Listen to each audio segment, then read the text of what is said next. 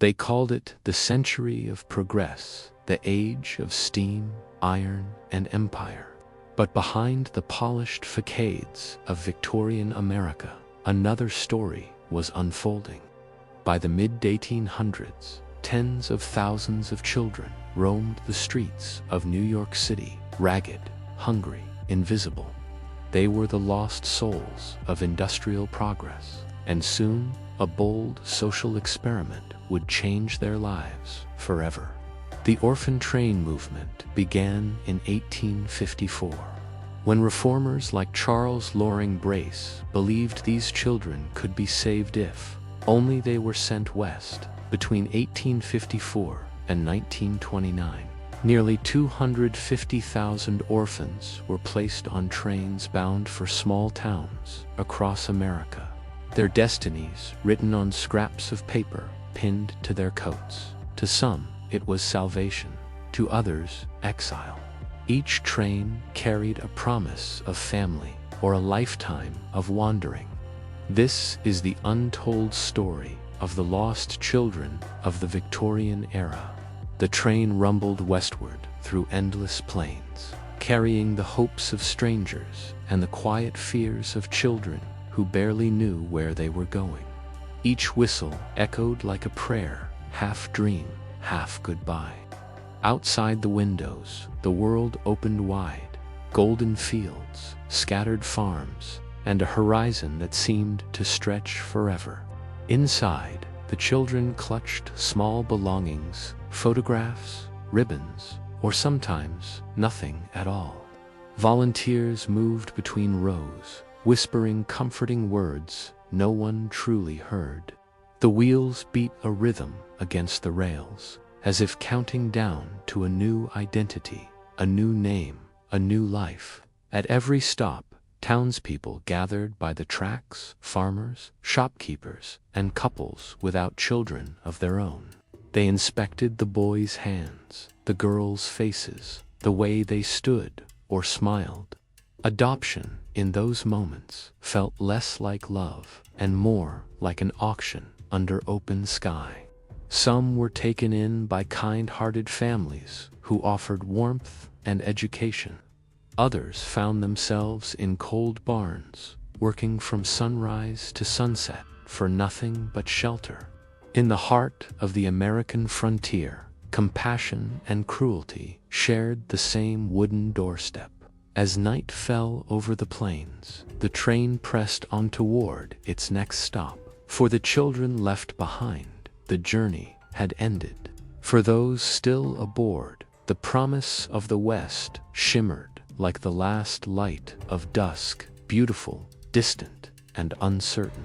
For some, the promise of the West turned into a life they could never have imagined.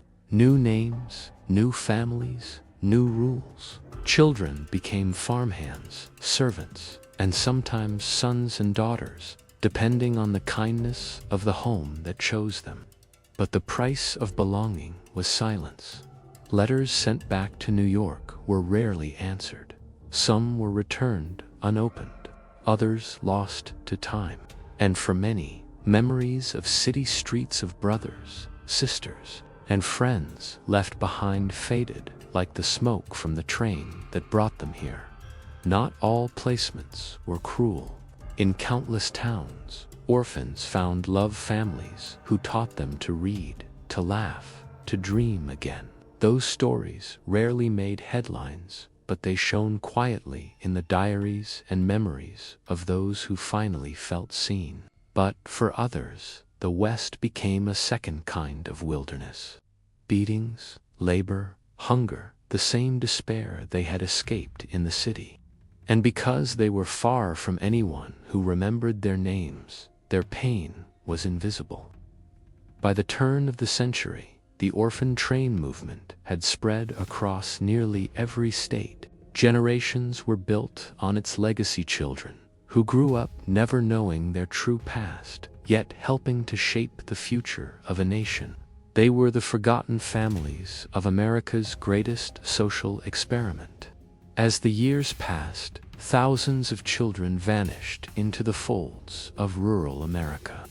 Records were lost, names were changed, and with every westbound train, the line between history and memory grew thinner. Paper became their only witness, a fragile thread linking the forgotten to the found. Social workers tried to keep track, but the system was too vast. Some children were placed 3, even 4 times straighted between households like property. Yet on those same trains, others found people who saw them not as charity, but as children. The orphan trains were both a triumph and a tragedy, an act of faith in the American dream, shadowed by the moral blindness of its time. Every child's journey was a gamble between salvation and survival. By the 1910s, the movement had become an institution. Special trains, fitted with bunks and kitchens, crossed the country as if carrying a nation's conscience on steel wheels. And yet, for the children aboard, one question never stopped echoing: where is home? Some children remembered nothing of the cities they left behind. Others, even decades later, could still hear the whistle in their dreams, the sound that stole one life and began another. Their memories blurred into stories, their stories into silence.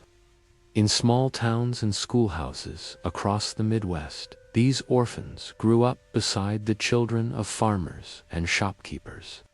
They learned to plow, to pray, to speak with local accents. But deep inside, they carried the echo of a name no one ever said again.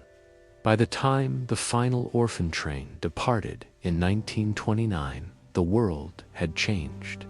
America was on the edge of the Great Depression, and the nation's children, those born to the movement, had already become parents themselves. But their pasts remained unspoken, locked away like the trunks they once carried. Some hid their stories out of shame.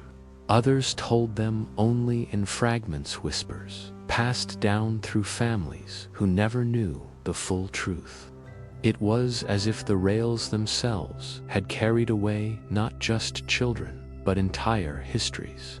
Generations later, descendants would trace their roots and find names buried in dusty archives, written in trembling cursive on orphan ledgers. And as they did, they began to understand. The orphan train was not just a story of loss, it was the story of how a nation tried to heal itself, one child at a time. The last orphan train pulled away from the station in 1929, its whistle fading into the twilight of another era. The nation it left behind was no longer the same. The industrial age had given birth to modern American America, built in part by the hands of those lost children who had once crossed the country in silence. For decades, their stories remained untold, hidden in attics, folded in letters, whispered in half-remembered lullabies. But as historians and descendants began to uncover their names, the silence broke. The lost children were finally being remembered. Some of those who rode the trains lived to tell their tales. They spoke of kindness and cruelty, of love found and love denied. And in their words, America heard its own reflection, a story of struggle, faith, and the eternal search for belonging. Today, small museums and monuments stand where the trains once stopped.